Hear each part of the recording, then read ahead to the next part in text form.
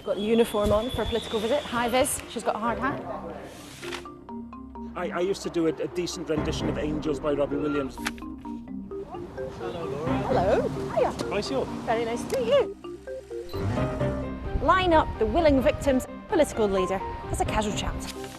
Every single leaflet I've had through my door, they all say the exact same thing. Hi, that's me. I'm not going to talk about the relationship. I've made it really, really clear. Welcome to Wales. Gorgeous in many parts, but there are a lot of challenges too. And politically, Wales is unsettled. The control that Labour's had forever over health, housing and transport looks decidedly shaky. And now we've found our way to Swansea city centre. Now we've just got to find the First Minister. All right, how are you doing? Nice to see you. Yeah, very nice to see you too. Okay. So we were just going to have a quick chat about what the building's about and what have you. So She's got a uniform on, high vis. She's got a hard hat. This looks like a normal political visit, but there's nothing normal about what's happening to Welsh Labour right now. They are in deep, deep trouble. And I don't remember a campaign before when a party leader, the First Minister here, has even admitted they might lose their own seat. Well, I think there's a lot to be proud of. You know, just this week we've had waiting lists come down for the 9th month in succession.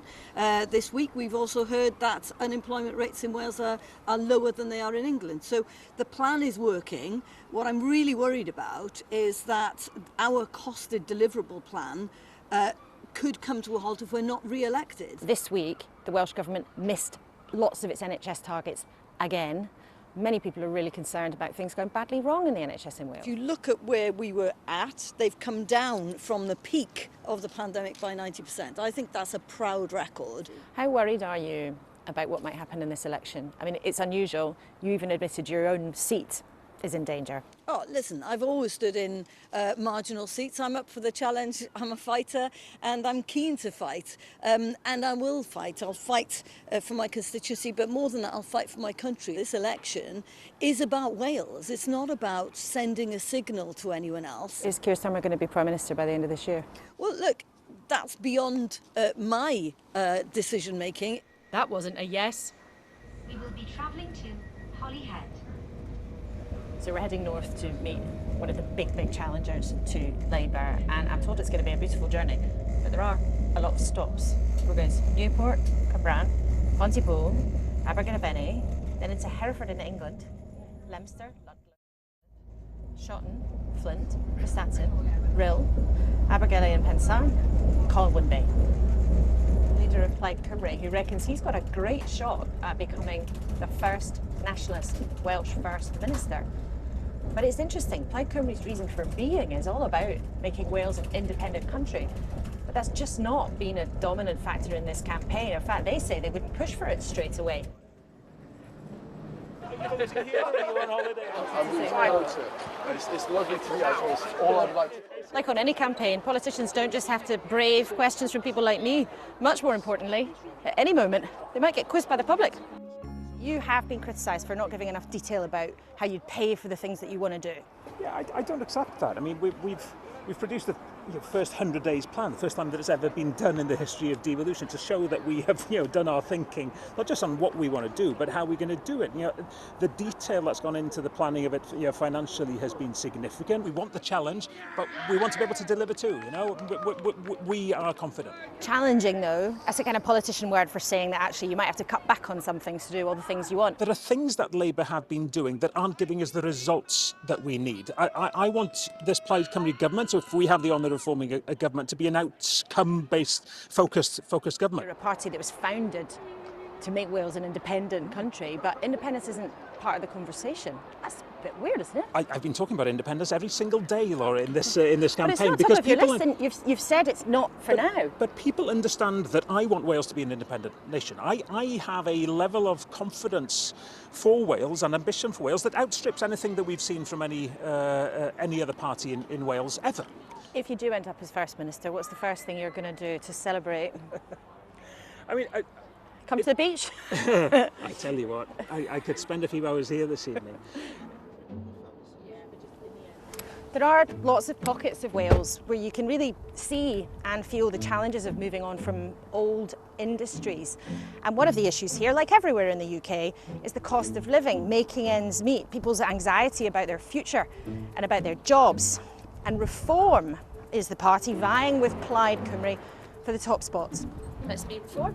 Hello, Laura. Hello. Hiya. Price you. Very nice to meet you. So, yeah, good, thanks. On the doorstep, it's NHS waiting lists. Somebody, if they're not on a waiting list themselves, they know somebody who is. 700,000 people across Wales are on waiting lists, so it's very much the NHS. The cost of living is a close second to that as well.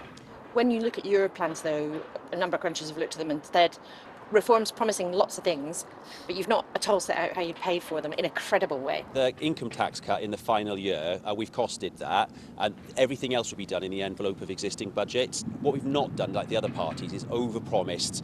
We want to be ambitious for Wales, but we need to be realistic as well. Are you going to publish your food costings? We will, if the other parties will. I'm quite happy to publish them. They are there, ready to go. So my challenge is to the other parties, put your costs in, because what we don't want to do, Laura, is do the maths for the other parties. Surely the public deserve to see your numbers in black and white. I will publish them if the other parties do. Because if we're going playground? No, not at all, not at all. I think it's fair and it's transparent. And if you became First Minister, personally, what would you do first? Have a pint, have a bottle of champagne, have a party? I'd have a sip of Penderyn whiskey. It really does feel like voters in Wales are on the verge of doing something historic, breaking the habit not just of a lifetime, but the habit of a century, turning over the old order where Labour always came out on top. But what is it that is leading the public here down that road of making a very different choice? Every single leaflet I've had through my door, they all say the exact same thing. They all want to say, we'll do this, we'll do that, we'll do this, but nobody wants to say how. I see a lot of disarray on the streets and alcohol and people drinking and taking drugs. So anything that's going to alter that and make a difference to Wales itself would be a wonderful thing. Ladies, can we get some Welsh cakes and have a wee chat with you? Yeah, because I'm really young. I've only just recently turned 18, so it's just a knowing of the future. Prices are rising constantly, everything's changing. Minimum wage is quite low at the minute, I find, especially as someone that's just coming into work. Like, I've just left education now and I don't really know what to do. It takes a long time to get around South Wales, not just because of the tractors, but a lot of the campaigning is happening here because a lot of the population is here. We've heard the Tories are here in Pembrokeshire today on the campaign trail, and they're at an oil refinery with concern about energy costs at the top of the list for many voters. And they've even brought in the top brass. And this is how the pictures of a campaign trail are made. Line up the willing victims, oh so naturally. Political leader has a casual chat.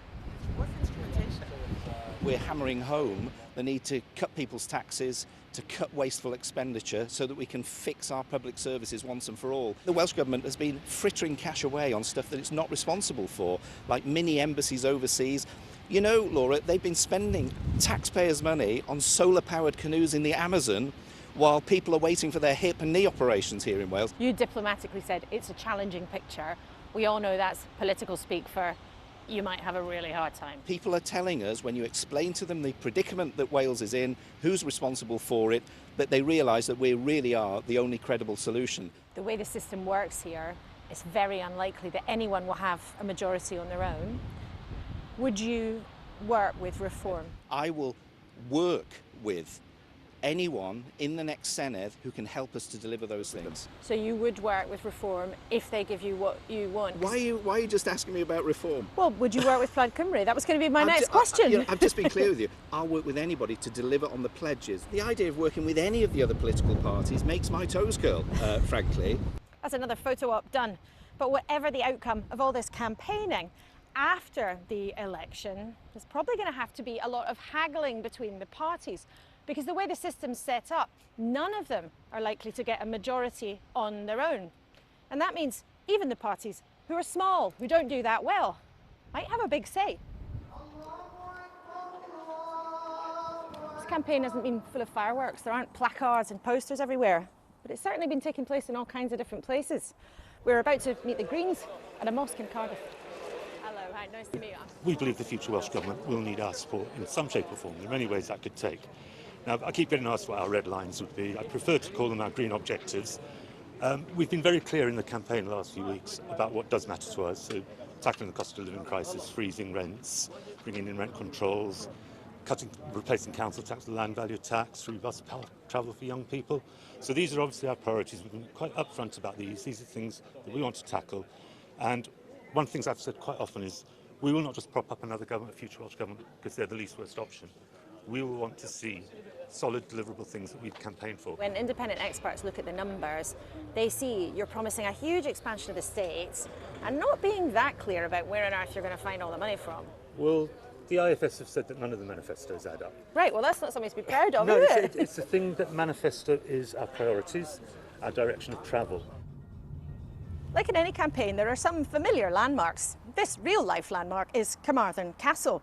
But there's a lot about this race that is completely transformed. So there's a whole new voting system where voters will pick one party, not an individual candidate. There are now 16 huge constituencies. All the old boundaries have been scrapped, and they've all now got their official names in Welsh. This is Sir Gaerfyrddin, which includes the towns of Llanelli as well as Carmarthen. But getting all the names right might need a bit of practice before election night. And some of the parties need a bit of practice in making an impact too. Hi, I'm all right. How you doing? Yeah, nice. People are really interested to hear about our focus on social care, that social care and healthcare go together. If you can move people out of hospital quickly, then you can create places for people who need the medical care. Not so long ago, the Lib Dems in Wales were really big players. I mean, they were even in government and coalition for a while.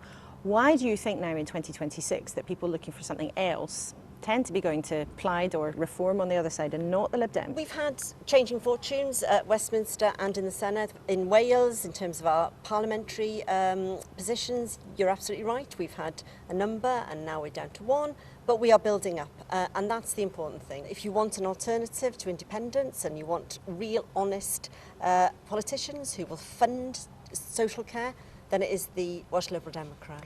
Ed Davey, the leader, came not so long ago, but I don't think that you met up with him. Why not? I wasn't able to do that. It was a very last-minute arrangement. I had a commitment. He came to Cardiff and he met with candidates there, and I wasn't there. Isn't it a bit weird? Suggest something's gone a bit wrong with your friendship with Ed Davey? Or you're not friends? I don't talk about my relationship or anything with anybody. That's an absolute private matter. Well, there's a feeling of a double disappointment here. Years and years of a devolved administration in Cardiff don't really seem to have improved things very much. And that shiny new government in Westminster that got in at the last general election, well, they've ended up, to many people, feeling like more of the same. So when voters make their choice in less than a fortnight, expect them to tell established parties here in Wales they're in the mood for something and someone else.